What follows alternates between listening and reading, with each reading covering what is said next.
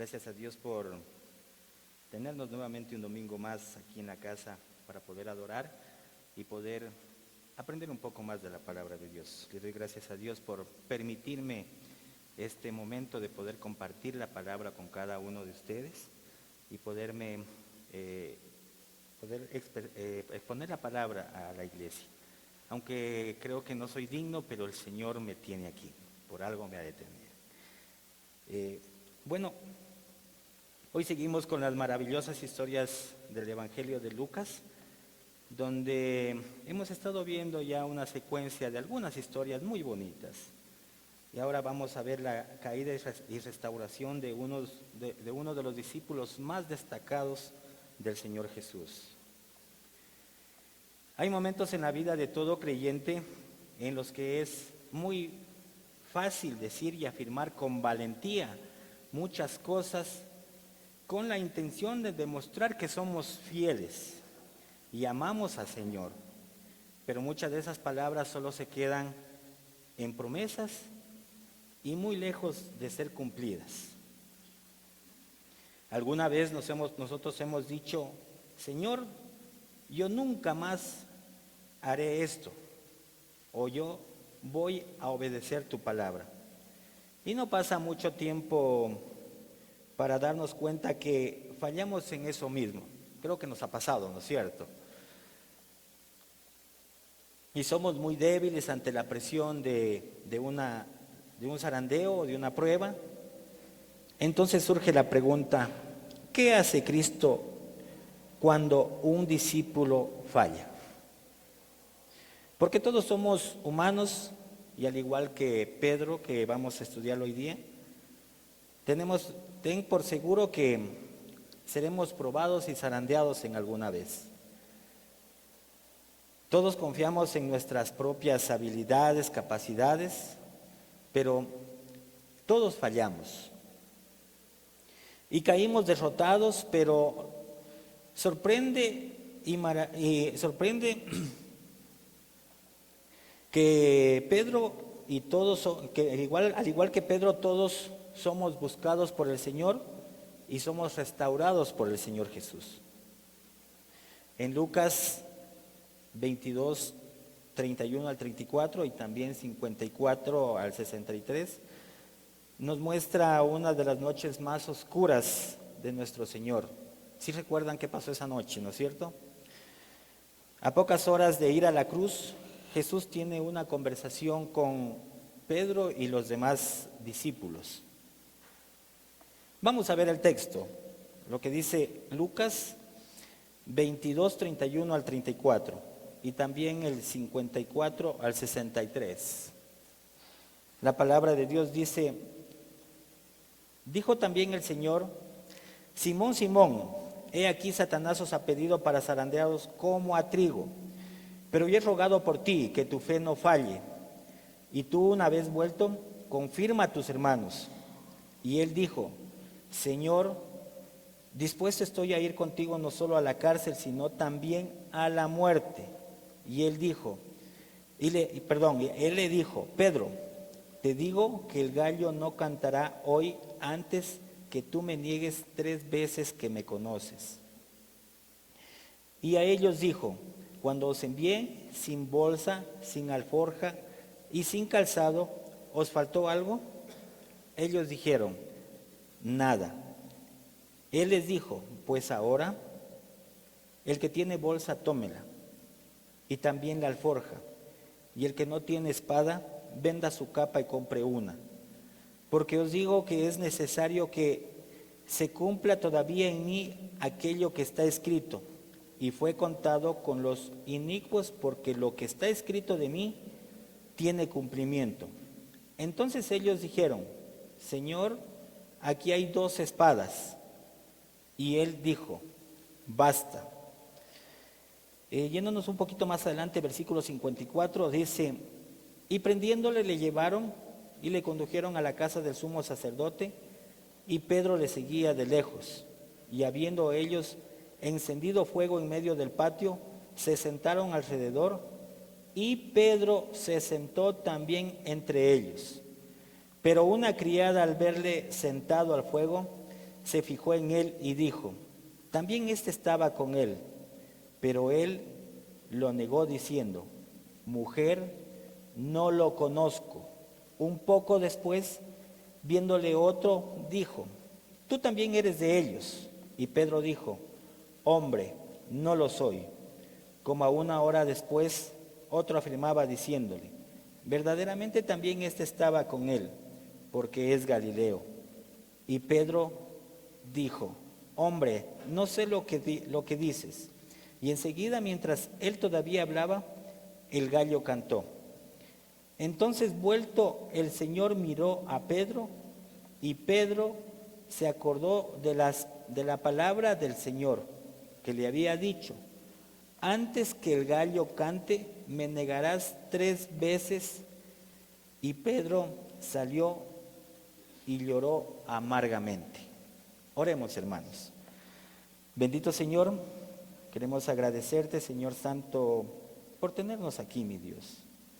Y te pedimos, Señor, que en esta mañana tú, Señor, permitas que podamos, Señor, comprender tu palabra.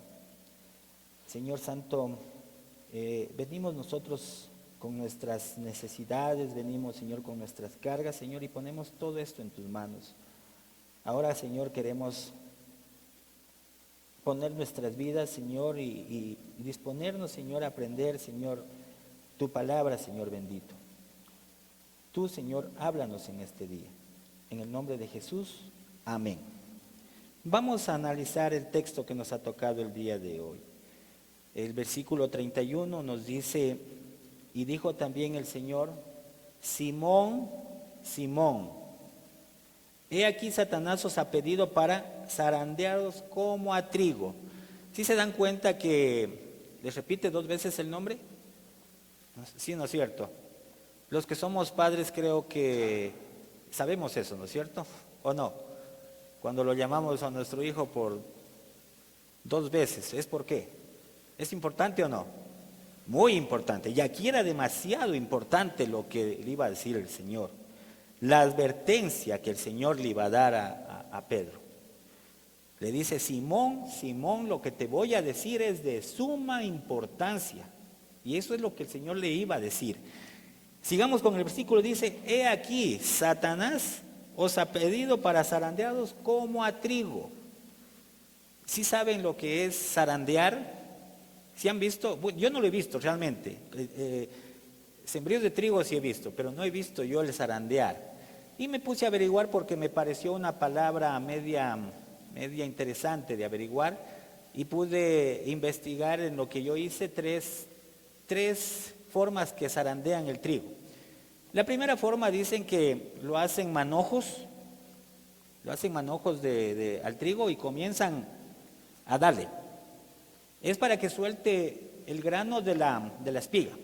Pero el proceso, ¿qué sería? El darle. ¿Bonito o doloroso? Doloroso, ¿no es cierto? Esa es una forma. La otra forma dice que lo ponen en lugares planos y vienen con un palo y le comienzan también a dar. ¿Ya? Lo botan al trigo al suelo y le dan. Igualmente el mismo proceso para que suelte el grano de la espiga. Y otra forma dice que igual lo ponían en lugares y ponían animales que lo pisen, ser pisoteado. Y me llamó la atención porque el Señor toma esta parte de zarandear. ¿Qué iba a hacer Pedro? ¿Qué le estaba diciendo el Señor a Pedro? Que iba a ser zarandeado como a trigo, dice, botado al suelo, pisoteado, ¿y qué más? Y darle palo, ¿no es cierto? O golpearlo. Eso es lo que le está diciendo el Señor aquí a Pedro. Mis hermanos, el peligro espiritual es real. Jesús aquí nos revela una escena invisible. El ataque espiritual existe. Hay muchas cosas que ocurren en el mundo espiritual y que nosotros no podemos ver. Satanás nos tiene en la mira, a todos. Pero recordemos, al igual que en el caso de Job, Satanás no puede tocarnos sin el permiso de Dios. Él es el único soberano en el universo y ninguna cosa acontece sin el permiso de nuestro Dios. Todos seremos algún momento zarandeados por nuestro enemigo que tenemos, que es ¿quién? El diablo. Vendrán tiempos de prueba, sufrimiento. Satanás anda como león rugiente buscando a quien devorar. Jesús nos advierte sobre esta realidad. Satanás tiene en la mira a nuestros hijos, nuestro matrimonio, nuestra familia, nuestros trabajos, nuestra salud. Él quiere destruirnos. Jesús dijo que el diablo vino para hurtar, matar y destruir. Satanás nos pide para eso, para destruirnos. Versículo 32, vamos a ver la primera parte del 32, dice: pero yo he rogado por ti que tu fe no falte.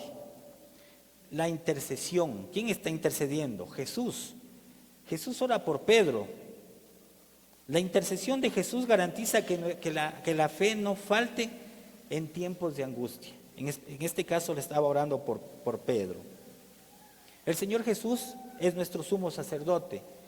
Lo vemos en Hebreos 7, 24 y 25, dice la palabra de Dios: mas por cuanto permanece para siempre, tiene un sacerdocio inmutable, por lo cual puede también salvar perpetuamente a los que por él se acercan a Dios, viviendo siempre para interceder ¿por quién?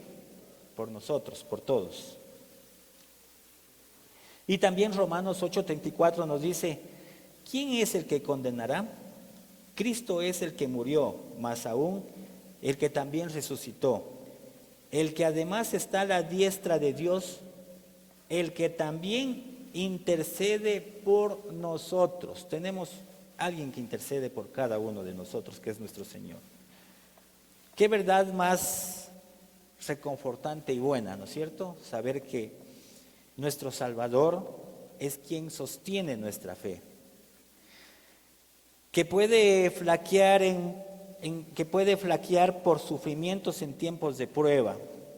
Podemos descansar y vivir confiados en la seguridad de nuestra salvación, porque no depende de nuestra fidelidad, de nuestro frágil amor, sino depende de la fidelidad de Jesús.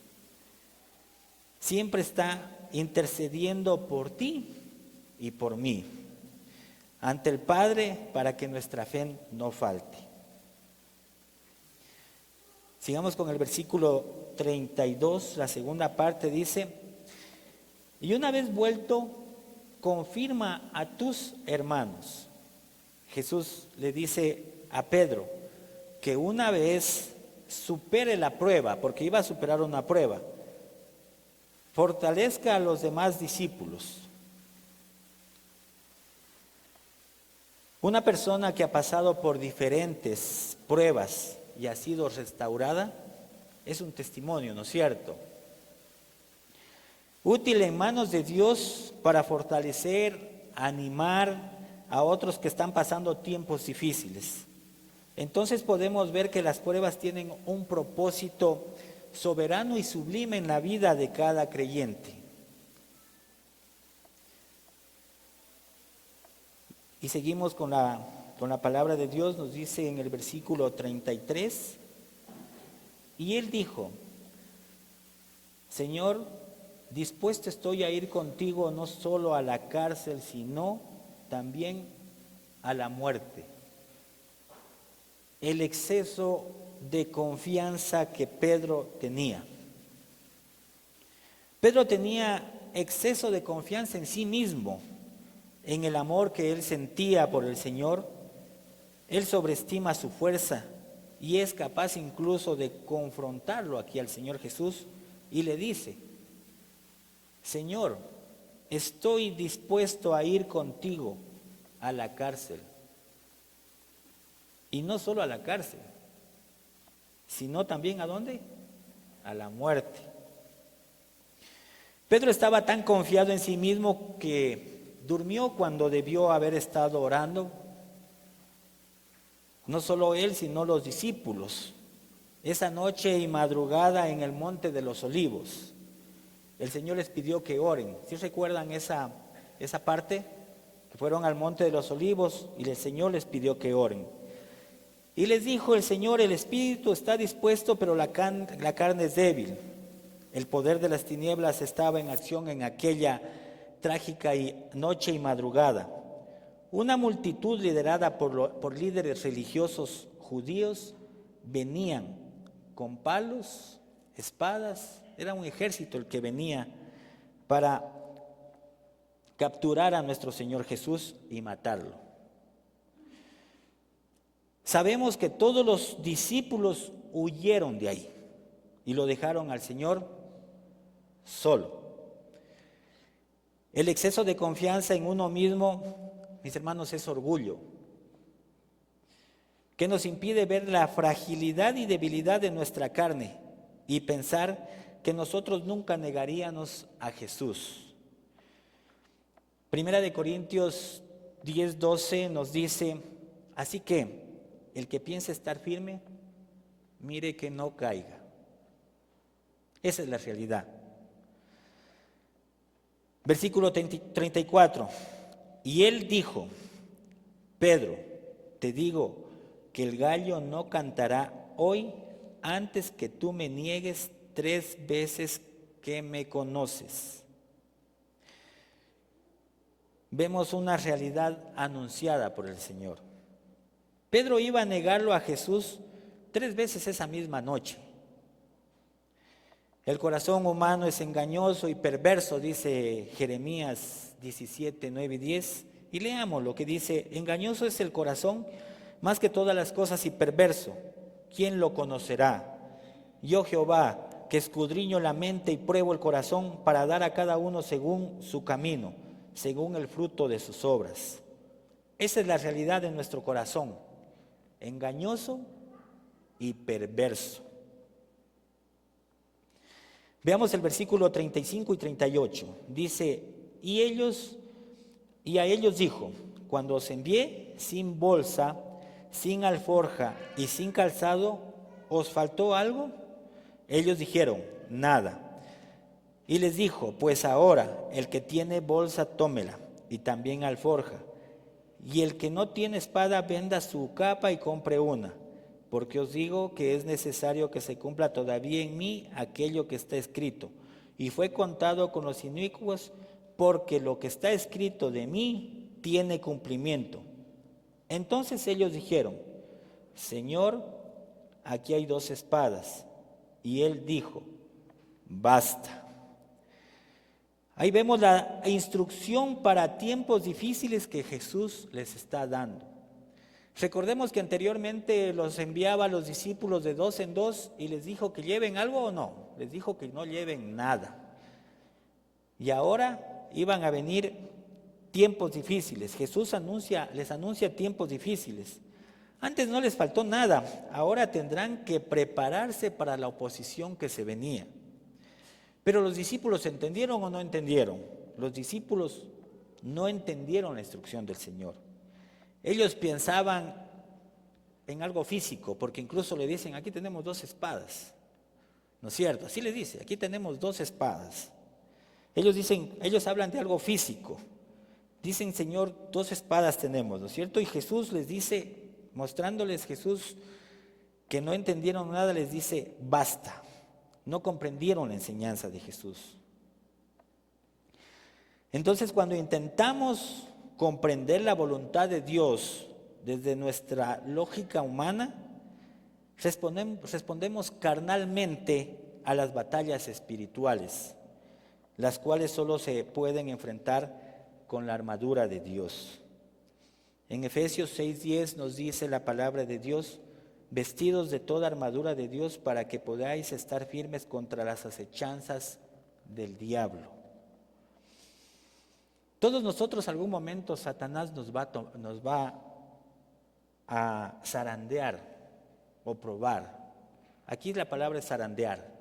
Nos va a querer, como decíamos anteriormente, botarnos al suelo y darnos y pisotearnos.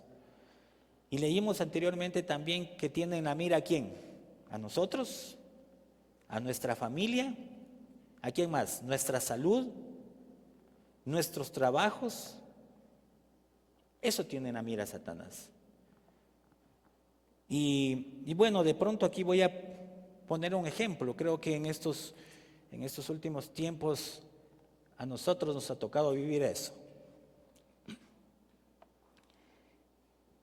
Y ahí a veces nosotros humanamente tratamos de responder como hicieron los discípulos, carnalmente. Tenemos 2 espadas, o qué iras que me dan, ¿no es cierto? Específicamente a mí me agradecieron de un trabajo y salí del trabajo. Y humanamente uno, ¿cómo se siente? Feliz, ¿no es cierto? Saltando en chulla pata se sale. No, uno se siente mal. ¿Por qué? Porque uno, como cabeza de hogar, uno se tiene ya obligaciones que hacer. Y de la noche a la mañana se queda viendo los pajaritos volar. ¿Cómo hacemos? Y creo que la primera reacción fue como los discípulos, carnalmente. Pero ya leyendo la palabra de Dios en mi casa, con mis hijos, nos dimos cuenta que Dios permite esto en nuestras vidas. Y a la final, nosotros decidimos que dice la palabra de Dios que tenemos que agradecer en todo tiempo, ¿no es cierto?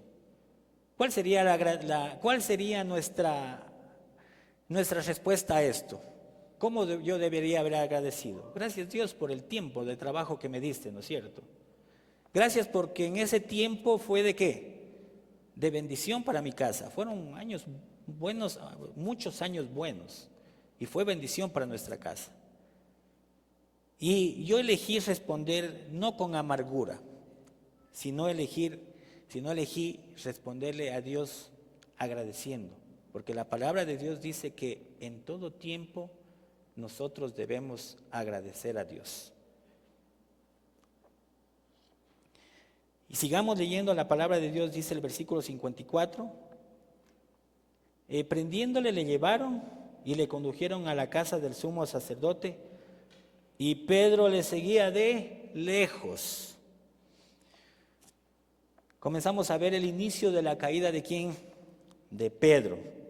Mientras Jesús es llevado al juicio ante Caifás y Anás, Pedro sigue a Jesús. Sí lo sigue a Jesús, ¿no es cierto? Está siguiéndolo. ¿Pero de dónde lo sigue? De lejitos, ¿no es cierto? Que ni me vean que he estado con él. Mateo 26, 56 nos dice: mas Pedro le seguía de lejos hasta el patio del sumo sacerdote, y entrando se sentó con los alguaciles para ver el fin. Sí podemos imaginarnos esta escena. Comenzó a seguirlo de lejos y sin darse cuenta él ya estuvo con los enemigos del Señor. Versículos 56 al 60. Pero una criada al verle sentado al fuego se fijó en él y dijo: también éste estaba con él. Pero él lo negó diciendo: mujer, no lo conozco. Un poco después, viéndole otro dijo: tú también eres de ellos. Y Pedro dijo: hombre, no lo soy. Como a una hora después, otro afirmaba diciéndole: verdaderamente también éste estaba con él, porque es Galileo. Y Pedro dijo: hombre, no sé lo que dices. Y enseguida, mientras él todavía hablaba, el gallo cantó. Ya lo vemos a Pedro. Primero, ¿qué pasó con Pedro? Se alejó. Comenzó a verlo al Señor de lejos. Aparte de estar de lejos, ya sin querer, se fue y estuvo sentado con los enemigos del Señor, con los que lo capturaron al Señor. Y no fue una captura de cogerlo, vamos, te llevamos. A los quienes lo escupieron, lo pegaron y lo maltrataron al Señor. Con ellos estuvo sentado Pedro. Y ahora vemos que Pedro, ¿qué hace? Lo niega al Señor. Aquí es la primera negación, ¿no es cierto? Aquí son las tres negaciones, pero vamos a ver la primera negación. Si nos damos cuenta, Pedro era impulsivo y muchas veces lo vemos actuar bajo las emociones. Él es tomado por sorpresa y rápidamente se defiende con mentiras. Y le sale rápida la mentira y le dice a una criada mentiras y le dice que no lo conoce. Y antes lo vemos y le dijo a Jesús, lo vemos que le dijo a Jesús, estoy dispuesto a ir contigo no solo a dónde, ni a la cárcel, sino a la muerte, ¿no es cierto? También lo vemos lo vemos también que es impulsivo y lo vemos sacar la espada con valentía. Y cuando lo arrestaron a Jesús en el Monte de los Olivos, lo vemos que saca la espada y le corta la oreja a Malco, ¿sí se acuerdan?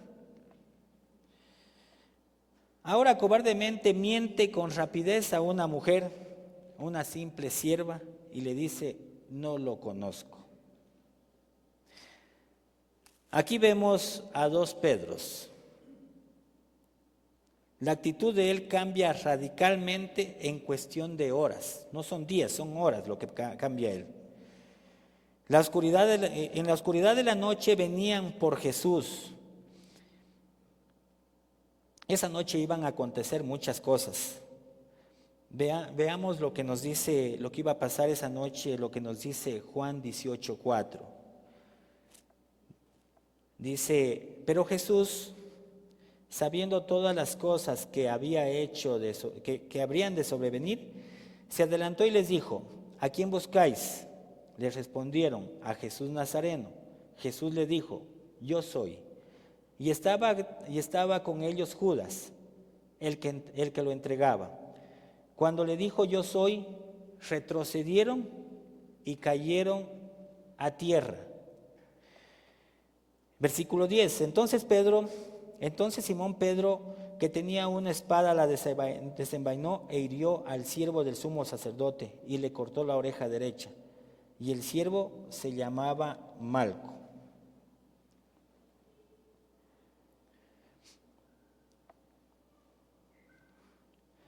Entonces aquí vemos, si nos damos cuenta, Pedro aquí es capaz de atentar contra la vida de Malco. Y no es que Malco estaba solo. Estuve averiguando más o menos, investigando y nos dice que los que llegaron a capturar a Jesús, yo a veces me imaginaba a una multitud, unos 40, 50, 60, hasta 100 dije. Y averiguando dice que más o menos era un ejército con mucha gente que eran nuevamente lo digo, más o menos unas 700 personas. Eso es lo que llegaron a verlo a Jesús. ¿Y llegaron con qué? Con espadas, con palos, con escudos, a capturarlo a nuestro Señor. Él fue capaz de, delante de ellos, coger su espada y cortarle la oreja derecha a Malco. Yo creo que no fue tanta puntería de cortarle la oreja derecha. Yo pienso que más bien le falló la puntería porque esa espada creo que iba a otro lado, ¿no es cierto? Entonces, lo vemos aquí a Pedro con su fuerza, ¿no? Frente a un ejército armado con espadas que no le importó. Ahí estaba cuando pasó todo eso, ahí estaba junto a nuestro Señor Jesús. Él miró, recordemos el versículo que leímos, él miró lo que pasó. Él les preguntó, ¿no es cierto? Jesús les preguntó, ¿a quién buscáis? Y ellos dijeron, a Jesús el Nazareno. Y Jesús dijo, yo soy. ¿Qué pasó ahí? Dice la palabra de Dios que retrocedieron. No dice retrocedió uno, todos, habla de todos. Retrocedieron y cayeron al suelo. Los botó al suelo. No a uno, sino a toda esa gente que llegó a arrestar a Jesús. Y los hizo caer a tierra. Entonces Pedro, creo que Pedro viendo eso, él estaba más que seguro con nuestro Señor. Y de hecho estaba seguro. Y él ha de haber pensado, aquí no me pasa nada, pues si solo con la palabra de decir yo soy, los bota al suelo. Entonces Pedro estaba bien seguro con nuestro Señor porque estaba al lado de nuestro Señor. Y sigamos viendo, viene la segunda negación. Dice la palabra de Dios, pasa un poco de tiempo y ahora es un hombre que le señala a Pedro como seguidor de Jesús. Y lo vamos a ver también con Mateo 26, 71, 72.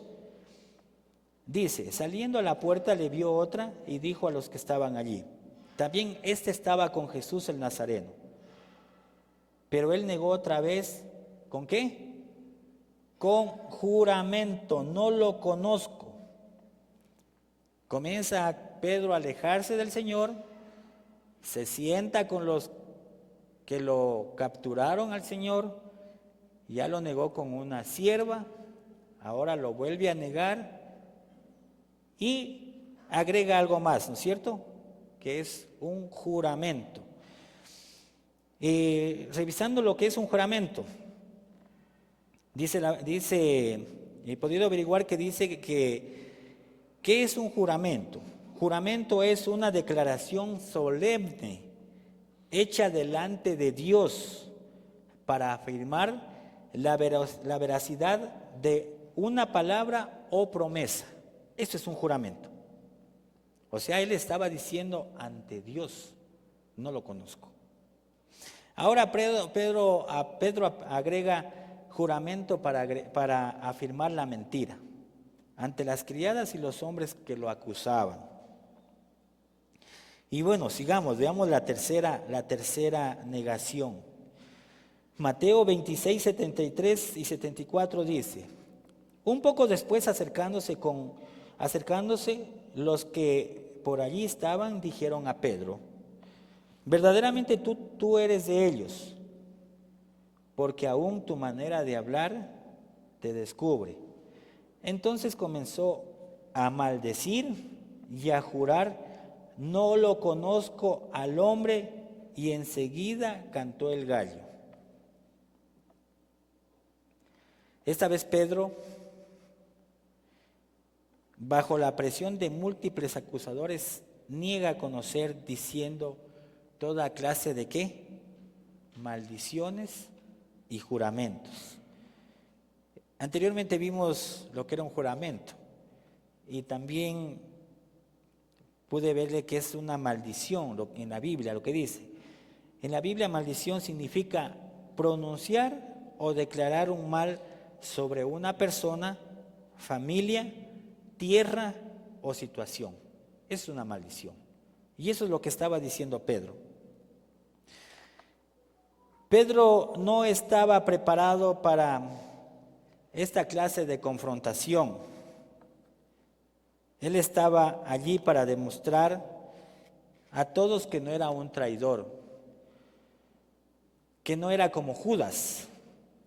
Tal vez él pensó que tal vez iba a ser llamado a testificar ante el juicio contra Jesús.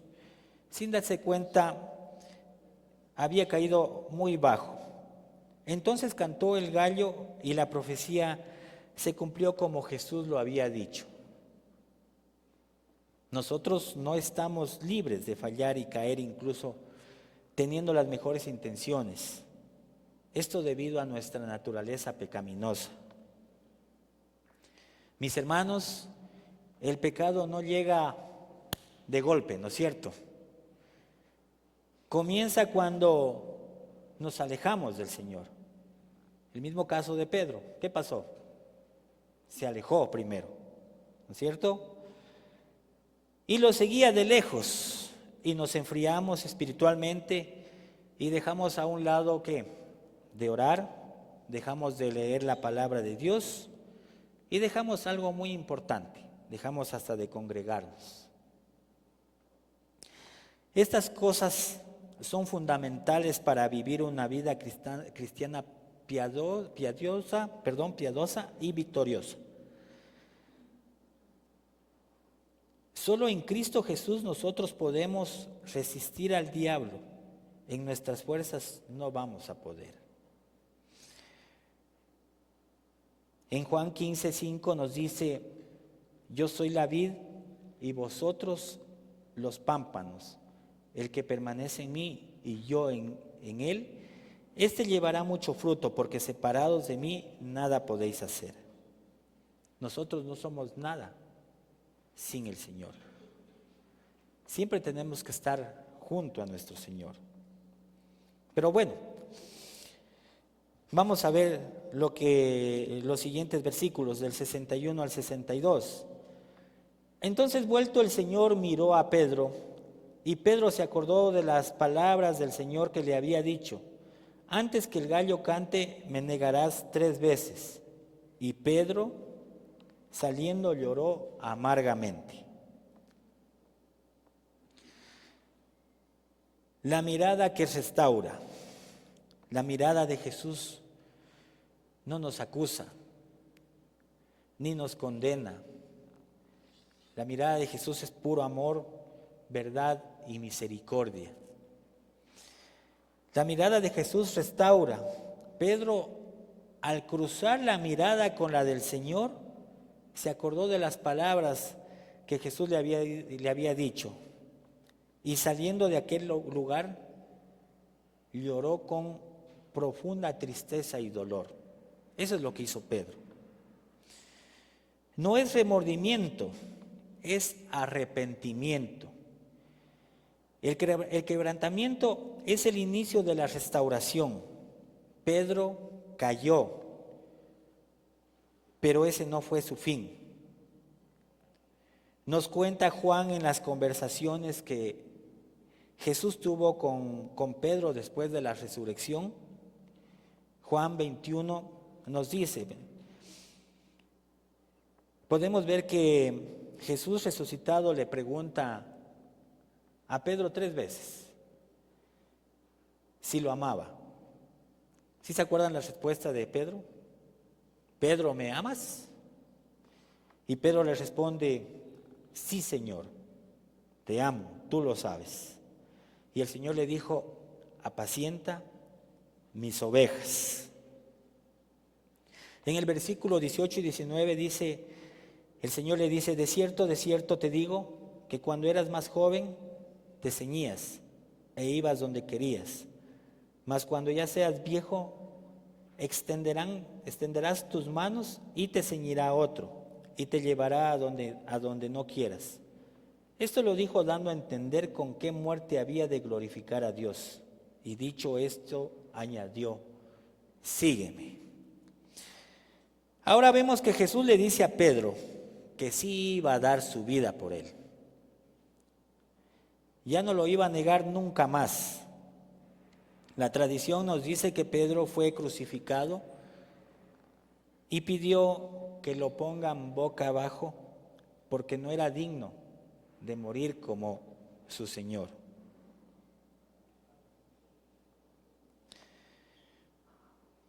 Como conclusión, tenemos 3 realidades espirituales que debemos tener muy en cuenta. Nuestra fe será probada. Satanás siempre intentará destruirnos. La segunda es: Cristo intercede, Él sostiene nuestra fe. 3, la gracia de Dios nos alcanza. Aunque fallemos, seamos débiles, infieles, Cristo restaura y nos vuelve útiles para cumplir su propósito en nosotros. Ahora quisiera terminar con 3 preguntas. La primera es: ¿están siendo zarandeados por el enemigo? Confiemos en el Señor, Él está orando por ti y por mí. La segunda es: ¿te has alejado y has fallado como Pedro? Cristo nos mira con amor y nos llama que volvamos a Él. Y la tercera es: ¿has sido zarandeado, pero también has sido restaurado? pues es hora de compartir tu testimonio con los hermanos que están pasando por algún problema similar al tuyo, y que seas de bendición y que seas testimonio de lo que Dios hizo en tu vida y puedas servir con humildad. Oremos, mis hermanos.